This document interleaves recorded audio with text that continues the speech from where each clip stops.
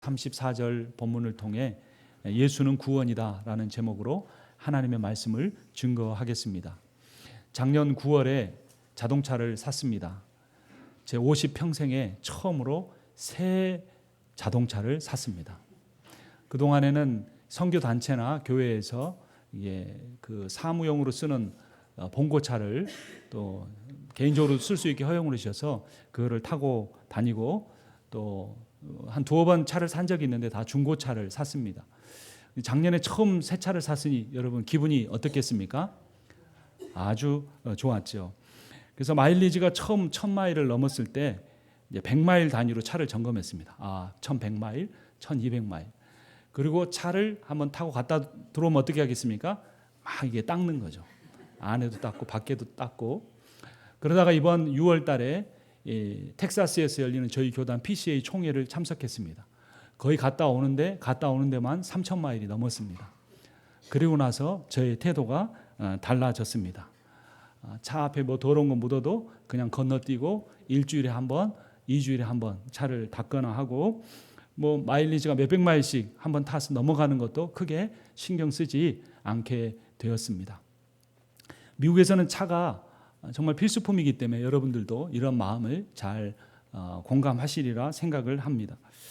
우리의 구원에 대해서 한번 생각해 보기를 바랍니다. 여러분 처음 구원을 받았을 때 여러분의 마음이 어땠습니까? 하나님의 놀라운 사랑에 감격하고 예수 그리스도를 통한 죄사함의 은혜에 우리가 눈물 흘리지 않았습니까? 또 매일매일 아주 작은 죄에 대해서도 민감하고 곧바로 회개하고 성경을 읽고 하나님을 찬송하고 기도하며 살지 않았습니까? 요즘 우리의 영적인 삶은 어떻습니까? 혹시 일주일 내내 지나도 성경을 한번 펼칠까 말까 하지는 않습니까? 혼자 앉아서 기도하면 1분을 넘기기가 힘든 것이 오늘 내일의 일이 아니지는 않습니까? 여러분 신앙생활의 목적은 구원에 있습니다. 그리고 내가 그 구원의 과정에서 올바로 길을 가고 있는지 늘 우리 자신을 점검하며 살아야 합니다. 여러분은 구원을 받으셨습니까? 구원은 오직 예수 그리스도를 믿음으로 받는 것입니다.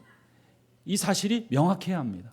거기에 우리의 어떤 공로나 행위도 들어가지 않습니다. 오직 예수 그리스도를 통한 하나님의 은혜와 사랑에서 우리가 구원을 받습니다. 근데 문제는 내가 확실하게 그 구원을 받았느냐, 내가 그런 확실한 믿음 가운데 있느냐 아닌가가 중요한 것입니다. 내가 교회를 수십 년 동안 출석하고 또 오랫동안 교회를 섬겼음에도 불구하고 마지막 주님 앞에 섰을 때 내가 구원에 이르지 못한다면 그 삶이 얼마나 억울하고 고통스럽겠습니까? 그러니까 우리가 어떻게 해야 구원에 이룰 수 있는가를 깨달아야 합니다. 그대로 살아가야 합니다.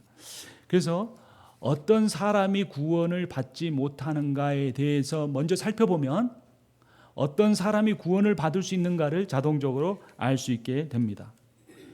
구원을 받지 못하는 사람들의 첫 번째 그룹은 단순한 유실론자입니다.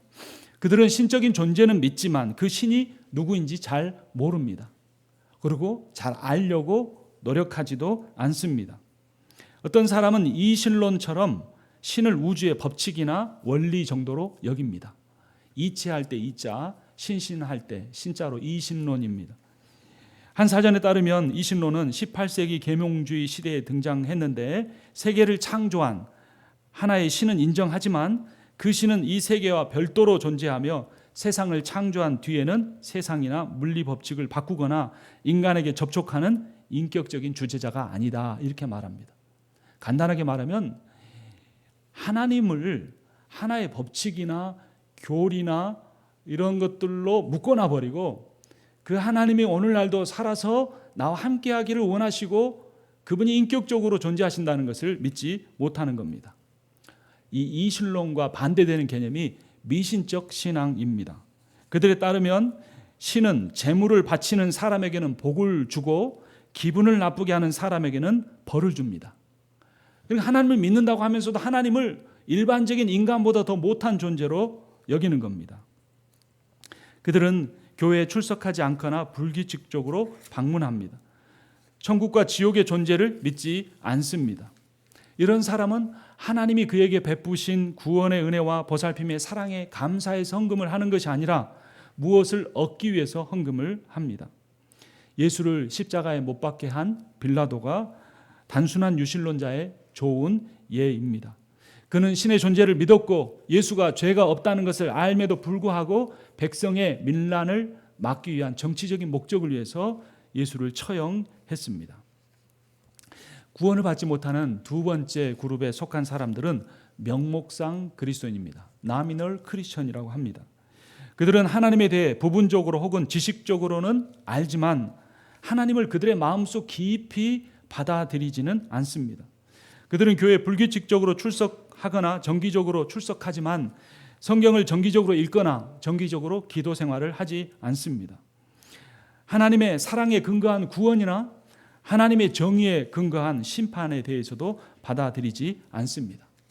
그래서 교회에 출석하는 이유가 하나님을 사랑하고 그분을 예배하기 위해서가 아니라 사람들과의 교제나 종교적인 만족감이나 경제적 이익이나 사회적인 소속감을 얻기 위한 것이 더 큽니다. 영국의 한 크리스천 기관의 조사에 따르면 자신을 크리스천이라고 생각하는 사람들 중에 무려 44%가 명목상의 그리스도인이라고 합니다. 한 신학자는 그의 책에서 명목상의 그리스도인에 대해서 다음과 같이 말했습니다. 누가복음 14장 26절 27절에서 예수께서는 당신의 추종자가 되려고 하는 사람들 앞에서 정신이 번쩍 들 만한 말씀을 하신다. 수많은 무리 쪽으로 몸을 돌이키시면서 이렇게 말씀하셨다. 무릇 내게 오는 자가 자기 부모와 처자와 형제와 자매와 더욱이 자기 목숨까지 미워하지 아니하면 능히 내 제자가 되지 못하고 누구든지 자기 십자가를 지고 나를 따르지 않는 자도 능히 내 제자가 되지 못하리라. 예수님의 말씀에 이 말씀에 따르면 신앙생활이란 뭔가를 얻기 위해서 하는 것이 아니라 신앙생활의 목적은 무엇인가를 잃기 위해서 내려놓기 위해서 하는 것입니다. 명목상의 그리스도인의 좋은 예는 사도행전에 나오는 마술사 시몬입니다. 같은 사도행전이니까 한번 찾아보겠습니다. 8장 9절부터 11절입니다. 사도행전 8장 9절부터 11절 저와 교독하시겠습니다. 그 성에 시몬이라 하는 사람이 전부터 있어 마술을 행하여 사마리아 백성을 놀라게 하며 자칭 큰 자라 하니 낮은 사람부터 높은 사람까지 다 따르며 이르되 이 사람은 크다 일컫는 하나님의 능력이라 하더라. 오랫동안 그 마술에 놀랐으므로 그들이 따르더니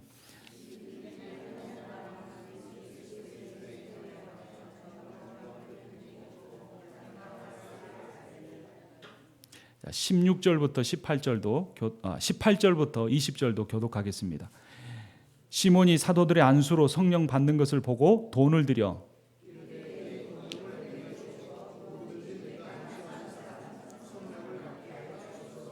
(20절) 같이 읽습니다. 베드로가 이르되 네가 하나님의 선물을 돈 주고 살 줄로 생각하였으니 내 은과 내가 함께 망할지어다. 아멘. 시몬은 대단한 능력이 있었습니다. 마술로 사람을 놀라게 했습니다. 뿐만 아니라 빌립 집사를 통해 복음을 듣고 세례까지 받았습니다. 하지만 그의 마음의 내면은 바뀌지 않았습니다. 돈으로 무엇이든지 해결할 수 있을 줄로 생각하고 성령 받는 것까지 그렇게 하려고 했던 것입니다. 우리의 삶에 우리의 신앙생활에 이 깊숙한 면을 들여다보면 내게 시몬과 같은 요소는 없는지 돌아봐야 합니다. 구원을 받지 못하는 세 번째 그룹의 사람은 열매가 없는 그 기독교인입니다. 하나님을 믿고 알고 영접까지 했지만 하나님과 지속적으로 교제하지는 않습니다. 그들은 지옥의 존재를 믿는다고 하면서도 하나님을 두려워하지 않고 천국의 존재를 믿는다고 하면서도 하나님을 사랑하지 않습니다. 한 목회자는 신앙인이 맺어야 할 열매에 대해서 다음과 같이 말했습니다. 우리가 기억해야 할 것은 영적 성장이 개인적으로 이루어지는 것이 아니라 그리스도의 공동체 속에서 일어난다는 사실입니다. 그리스도인의 영적 성숙의 과정은 반드시 다른 그리스도인과의 영적인 교제를 통해 이루어집니다. 다른 성도들과 분리된 상태에서 영적 성장은 결코 이루어지지 않습니다. 그것은 바로 풍성한 그리스도인의 교제 속에서만 이루어집니다 라고 말했습니다. 그는 이어서 다른 성도와의 교제에서 맺어야 할 신앙생활의 열매에 대해서 이렇게 말합니다. 열매가 없는 신앙 지식은 교만을 가져올 뿐입니다. 반면에 영적으로 성숙한 사람은 교만하지 않고 언제나 겸손하게 주님과 이웃을 섬깁니다. 그의 말에 따르면, 아니 성경의 말씀에 따르면 교만한 사람은 다 가짜입니다.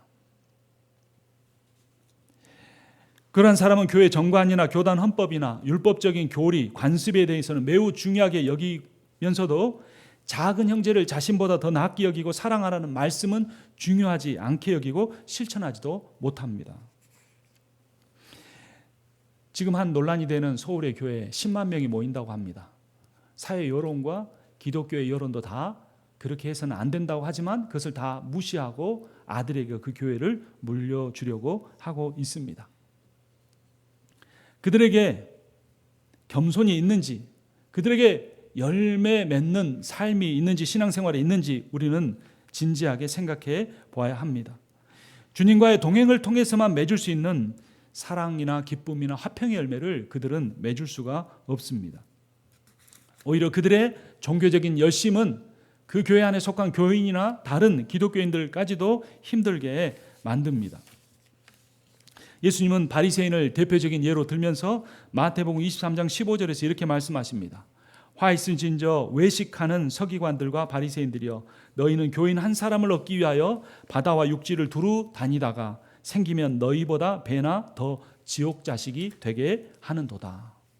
이 말씀을 우리는 두렵고 떨리게 받습니다. 내가 변화되지 않는 상태에서, 내가 내 내면의 신앙생활을 깊이 들여다보면서 살지 않으면서 그 교회가 성장해 간다면 오히려 그 공동체에 문제가 생길 수 있다는 경고이기도 합니다.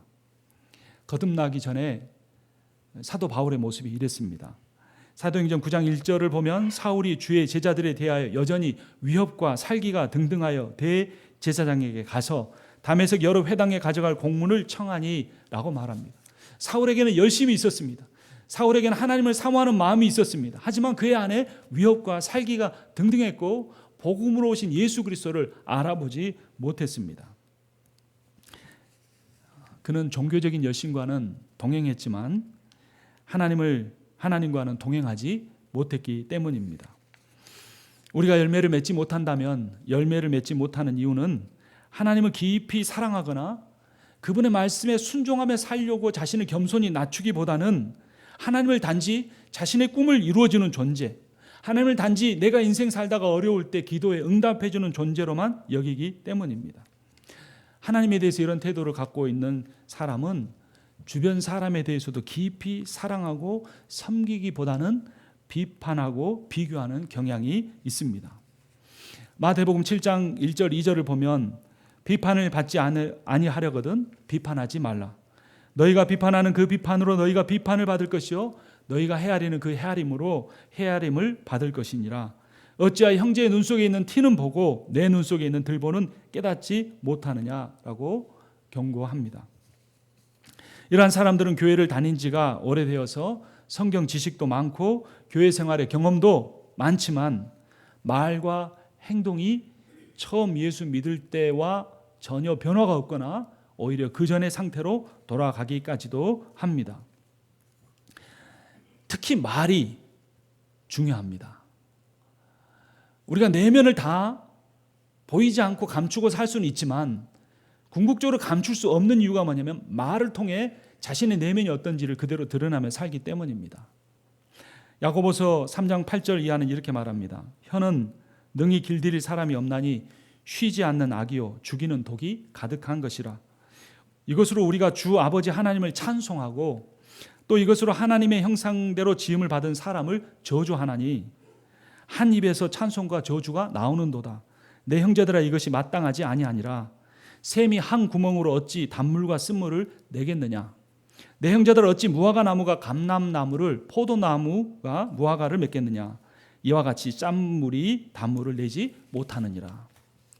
하나님을 찬송한다고 할지라도, 하나님의 말씀을 증거한다고 할지라도 형제 자매를 향한 말이 단물이 아니라면 그의 찬송과 설교가 거짓일 수 있다는 것입니다. 열매가 없는 식물은 어떻게 될까요? 저희는 사택에 삽니다. 사택 옆에 보면 조그만 밭이 있죠. 여러 가지를 심었는데 오이와 호박이 있습니다. 제 눈에는 둘이 다 비슷해 보입니다. 둘 다 무성하게 자랐습니다. 근데 오이는 모종을 심었고 호박은 씨를 심었습니다.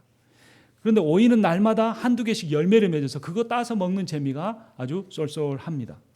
그런데 호박은 몇 주가 지났는데도 열매가 하나도 없습니다. 근데 여러분, 오이잎과 호박잎이 똑같이 이렇게 널따랗게 생겼습니다. 그리고 그 밑에 그늘이 많아요. 그 밑에 벌레들이 많아서 아내가 잡초를 뽑으려고 들어가면 여기 물리고 저기 물리죠. 긴 바지 입지 않으면 그렇게 물립니다. 그래도 고생해서 잡초도 뽑아주고 거름을 주는 이유는 뭘까요? 열매를 따려고 하는 겁니다. 아내가 며칠 전에 저에게 와서 조용히 말했습니다. 저 호박을 다 뽑아버려야겠어요. 제가 그때 얼마나 아내가 무섭게 느껴졌는지 모릅니다. 근데 그 뒤에 말이 일리가 있었습니다. 열매를 잘 맺는 오이라도 잘 자랄 수 있게 하려고요. 그 여러분, 일리가 있습니까, 없습니까? 이파리만 무성하고 벌레만 자라는데 열매가 없으니까 필요가 없다는 겁니다. 저는 아내가 밭을 위해서 얼마나 수고를 많이 하는지 알기 때문에 아무 말도 하지 않았습니다. 그런데 오늘 설교를 준비하면서 아내가 했던 그 말이 떠올랐습니다. 나는 설교는 하지만 내가 설교자로서 그 설교에 합당한 열매를 맺고 살고 있는가? 내가 한 주, 두 주 그렇게 안 할 때 하나님 용서해 주시지만 계속해서 열매 맺지 않는 삶을 산다면 하나님 나를 어떻게 하실까? 혹시 그 호박처럼 바라보고 언젠가 뽑아버리지 않으실까? 여러분, 구원은 오직 예수 그리스도를 믿음으로 받습니다. 하지만 구원의 씨가 뿌려진, 구원의 모종이 뿌려진 사람의 삶에는 반드시 구원의 열매가 맺힙니다. 성령의 열매가 맺힙니다. 여러분 생각해 보십시오. 제 아내가 전문 농사꾼도 아니고 그 전에 여기 이 동네로 이사 오기 전에 농사를 지어본 적도 없는데 이 미숙한 농부가 농사를 지어도 오이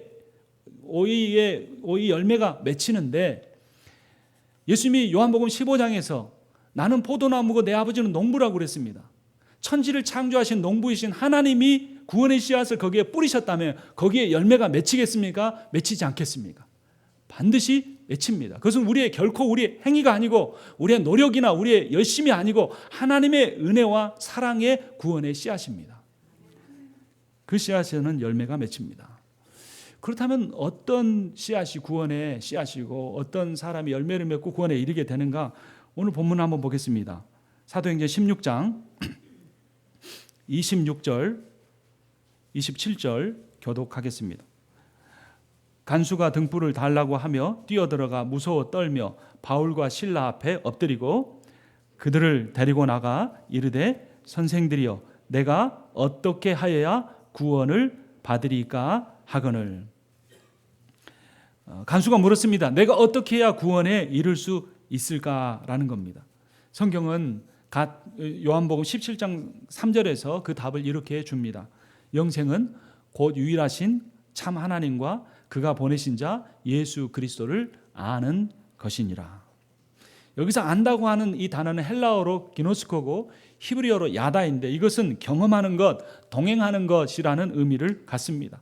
부부가 삶을 함께 살아가면서 인격적으로나 육체적으로 서로를 알아가는 것과 같다는 것입니다. 여러분, 사람이 누군가를 사랑하게 되면 그에게 나타나는 상대에 대한 첫 번째 행동은 뭘까요? 자기가 사랑하게 된 사람에 대해서 관심을 갖게 됩니다. 하나님이 나를 사랑하셔서 독생자 예수 그리스도를 보내주셨다. 그래서 내가 구원받았다고 한다면 우리는 그 하나님을 사랑하게 됩니다. 그리고 그 하나님을 내가 사랑하는 믿음을 갖고 있다면 우리는 하나님에 대해서 관심을 갖게 된다는 겁니다.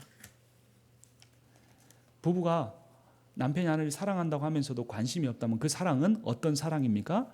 거짓 사랑, 말로만의 사랑입니다. 우리가 하나님에 대해서도 그분을 사랑한다면 관심을 갖게 되고 하나님에 대해서 관심을 갖는 가장 먼저 나타나는 반응은 하나님의 말씀을 읽는 것입니다. 여러분은 지난 한 주 동안 성경을 얼마나 읽으셨습니까? 또 부부가 사랑하게 된다면 서로에게 나타나는 또 하나의 반응은 뭐냐면 서로 대화하는 겁니다. 아내를 사랑한다고 하면서 아내와 대화하지 않는 남편들은 저처럼 회개하셔야 합니다. 그래서 어떤 분이 전에 팁을 주신 것처럼 집에 앉아가지고는 대화가 잘 안 되고 집에 앉아서 대화하면 뭐 했느냐 안 했느냐 이런 이야기만 하니까 여기 저희 딜스버그에 던킨 도너츠가 있는데 거기 가서 이제 커피를 마시면서 서로 대화를 했습니다. 거기 앉으니까 서로의 생각에 대해서도 마음에 대해서도 물어볼 수 있고 대화를 할 수 있었습니다. 여러분, 하나님의 은혜의 구원, 예수 그리스도를 통한 그 은혜의 구원을 믿는 사람이라면 하나님에 대해서 관심을 갖게 되고 그 하나님이 뭐라고 말씀하시는가 성경을 읽게 되고 그 하나님과 대화하고 싶어서 내가 기도하는 형식은 잘 알지 못하지만 눈을 감고 하나님의 하루에 1분이든 3분이든 5분이든 정기적으로 기도하는 삶을 살게 되는 것입니다. 두 번째, 첫 번째는 하나님을 알아가려고 하는 것이고 두 번째는 그 예수 그리스도를 마음속 깊이 영접하는 사람입니다. 로마서 10장 10절을 보면 사람이 마음으로 믿어 의에 이르고 입으로 시인하여 구원에 이른다라고 말하고 있습니다. 여러분 지난 한 주를 살면서 마음을 얼마나 자신의 마음을 깊이 들여다 보셨습니까? 이 생각과 마음이 다릅니다. 생각은 염려, 걱정, 근심 이런 것들이 계속 오고 갑니다. 그런데 거듭난 사람의 마음속 깊은 곳에는 성령이 내주하고 계시기 때문에 내가 사단이 집어넣어주는 여러 생각에 휩쓸리며 살지 않으려면 내 마음을 깊숙이 들여다봐야 합니다. 조용히 생각해 봐야 합니다. 정말로 내가 원하는 것이 지금 살고 있는 이 모습인가? 정말로 내 영혼이 부르짖고 있고 내가 그렇게 살기 원하는 것이 지금처럼 사는 것인가? 깊이 살펴봐야 합니다. 내가 누군가에 대해서 갖고 있는 좋지 않은 감정이 정말로 내 안에 깊숙한 마음속에 성령이 주시는 것인가 아니면 그냥 오고 가는 생각인가를 잘 살펴봐야 합니다. 마지막 세 번째, 구원을 받는 사람은 예수와 동행하며 사는 삶입니다. 오늘 본문 31절 말씀 함께 읽겠습니다. 이르되 주 예수를 믿으라 그리하면 너와 내 집이 구원을 받으리라 하고, 이 사람이 예수 그리스도를 믿을 때에 그 사람만 아니라 그 집의 모든 사람들이 구원을 받았다고 구원을 받게 될 것이라고 선포하고 있습니다. 그리고 그 간수장은 그 바울과 실라가 죄인이었음에도 불구하고 그들을 데려다가 깨끗이 씻고 치료해주고 그 앞에 무릎을 꿇고 세례를 받았습니다. 행동으로 드러난 것입니다. 하나님 말씀 앞에 엎드린 것입니다. 그는 그 일로 인해서 직장을 잃을 수도 있었고 그는 그 일로 해서 자기의 목숨을 잃을 수도 있었지만 예수님을 진정으로 자기의 마음 깊숙이 영접했기 때문에 하나님의 말씀에 순종하는 삶을 보인 것입니다. 여러분, 내가 요즘에 내 삶에서 하나님께 순종하고 있지 못한 것은 무엇입니까? 우리는 오히려 말씀을 덜 들으려고 해야 할 것 같습니다. 왜냐하면 말씀을 많이 들으면 들을수록 내가 그 말씀대로 살고 있는 듯한 착각을 하기 때문입니다. 단 하나의 말씀이라도 내가 그 말씀을 붙잡고 그 말씀대로 살고 있는지 살고 있지 못한지를 돌아봐야 합니다. 여러분, 구원은 예수 그리스도를 믿음으로 받습니다. 그런데 우리가 한 가지 오해하고 있는 것이 있는데, 구원을 받는다라고 하니까 구원은 어떤 물건이나 구원은 어떤 자격이나 구원은 어떤 증서처럼 여기기도 합니다. 그런데 출애굽기 15장은 이렇게 말합니다. 여호와는 나의 힘이요 노래시며 나의 구원이시로다. 구원이 무엇입니까? 구원이 누구이십니까? 여호와 하나님이라는 겁니다. 오늘 설교의 제목이 무엇입니까? 우리 다 함께 읽어보겠습니다. 예수는 구원이다. 예수가 우리에게 구원을 주시는 것이 아니라 예수 그분이 구원이시라는 겁니다. 하나님께서 예수를 통해 우리에게 구원을 주시는 것이 아니라 구원이신 하나님께서 구원이신 예수 그리스도를 우리에게 주셨다는 것입니다. 이 사실을 알지 못하고 깨닫지 못하고 내가 그 구원이신 하나님과 예수 그리스도 동행하며 살지 않는 사람을 향해서 이사야서 1장 12절은 이렇게 말합니다. 너희가 내 앞에 보이러 오니 이것을 누가 너희에게 요구하였느냐? 내 마당만 밟을 뿐이니라. 그 앞에 수많은 재물, 살찐 재물, 수많은 헛물들이 있음에도 불구하고 하나님을 구원으로 여기지 않는 이들, 삶에서 하나님과 동행하지 않는 사람들을 향하여서 너희는 내 마당만 밟고 가는 이들이라고 하나님께서 말씀하신 겁니다. 며칠 전에 한국의 유명한 정치인이 자살을 했습니다. 근데 더 안타까운 것은 이분이 서울에서 유명한 교회에 얼마 전부터 출석을 했다는 겁니다. 그리고 안수 집사까지 되었습니다. 높은 뜻 광성교회 이장호 목사님이 이분이 자살한 뒤에 SNS에 글을 올렸습니다. 고 정두원 안수 집사 작년부터 우리 교회 등록교인이 되셨다. 꽤 여러 번 예배 출석하다 결심하셨다. 등록 신방도 받으셨다. 등록한 지 얼마 되지 않아 결혼식을 주례해 달라고 부탁해 오셨다. 혼인신고를 마친 상태였지만 아내 되신 분은 초혼인지라 조촐하게 결혼식을 갖고 싶다 하셨다. 양가 가족들과 가까운 지인들 무엇보다도 전처에게서 낳은 따님과 사위도 참석했다. 따뜻한 결혼식이었다. 그 후에도 SNS로 연락을 주고받으며 격려했다. 정치적 입장이 달라도 토론하며 더 나은 선을 향해 걸어가려고 했던 합리적 보수주의자, 보수의 대변인, 언젠가 좋은 기회가 주어지면 참 좋겠다 싶었다. 지난 주일 예배 후에도 인사를 나누며 어깨를 두드렸다. 사랑합니다 라고 말을 했다. 1, 2년 전에 교회 가서 안수집사가 되고 몇 달 전에 재혼을 하고 한 주 전에도 예배를 드리고 담임 목사가 개인적으로 사랑한다고 고백을 해주고 허그를 하고 돌아갔던 그 사람이 사회적인 지위와 정치적인 모든 것들을 이제까지 누려왔던 사람이 자신의 생명을 스스로 끊었습니다. 이 사람이 어떤 인생을 살았는가 저는 판단할 수 없습니다. 그러나 우리가 분명히 아는 것은 오늘날 이 시대에 수많은 안수 집사들이, 수많은 장로들이, 아니 수많은 목회자들이 정말로 하나님을 위한 많은 일들을 감당하고 있고 변화된 삶을 살려고 하지만 실제로는 그런 삶을 살지 못해 발버둥 치다가 이런 비극적인 인생을 하루하루 살아가고 있다는 것입니다. 하나님께서 우리에게 원하시는 것은 무엇일까요? 미가서 6장 7절에서 8절을 보면 여호와께서 천천의 순양이나 만만의 강물 같은 기름을 기뻐하실까? 내 허물을 위하여 내 마다들을 내 영혼의 죄로 말미암아 내 몸에 열매를 드릴까? 사람아 주께서 선한 것이 무엇임을 내게 보이셨나니 여호와께서 내게 구하시는 것은 오직 정의를 행하며 인자를 사랑하며 겸손하게 내 하나님과 함께 행하는 것이 아니냐. 여러분, 하나님이 어떤 분이신 줄 알아야 하나님을 사랑하게 됩니다. 하나님이 어떤 분인 줄 알고 그분을 사랑하게 될 때에야 그분과 매일매일 삶에서 동행하며 살게 됩니다. 여러분, 지금 우리의 삶이 30년 전보다 얼마나 물질적으로 풍성합니까? 의료기술이 30년 전보다 얼마나 많이 발달했습니까? 얼마나 우리가 더 좋은 옷을 입고 더 좋은 집에 살고 좋은 차를 타고 있습니까? 하지만 심령은 더 피폐해져 갑니다. 얼마나 교회들이 더 높아져 가고 많은 성도들이 모이고 있습니까? 그러나 우리의 영혼은 메말라 가고 있지는 않습니까? 그것은 내가 누구를 바라보느냐에 따라 다릅니다. 히브리서 12장 2절을 보면 믿음의 주여 또 온전케 하신 이인 예수를 바라보자. 그는 그 앞에 있는 기쁨을 위하여 십자가를 참으사 부끄러움을 개의치 아니하시더니 하나님 보좌 우편에 앉으셨느니라. 십자가를 참으신 분은 예수만 아니라 우리여야 합니다. 갈라디아서 2장 20절은 내가 그리스도와 함께 십자가에 못 박혔나니 그런즉 이제는 내가 사는 것이 아니요 오직 내 안에 그리스도께서 사는 것이라.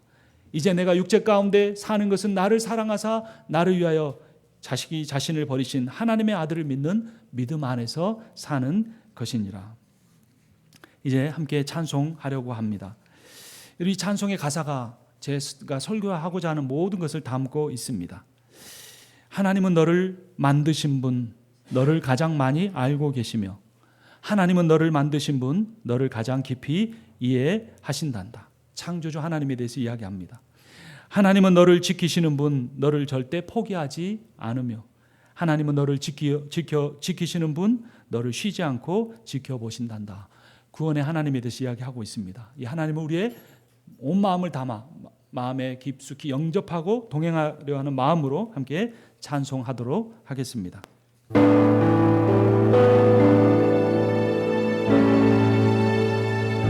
하나님은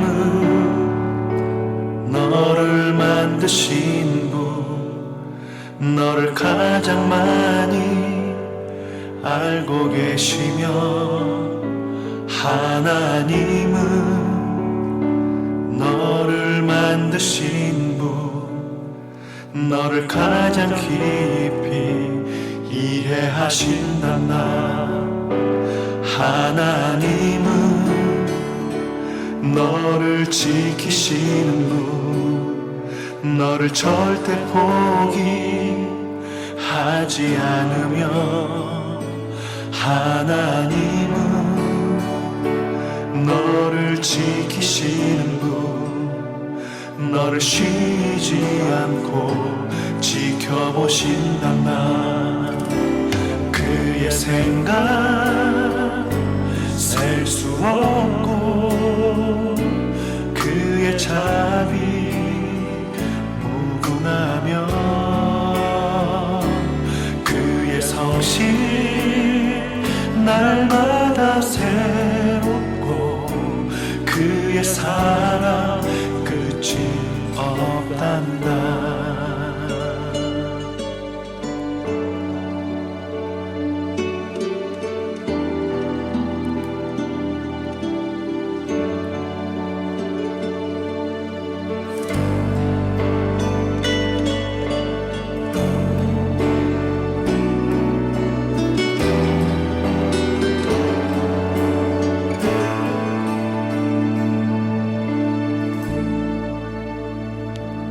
하나님은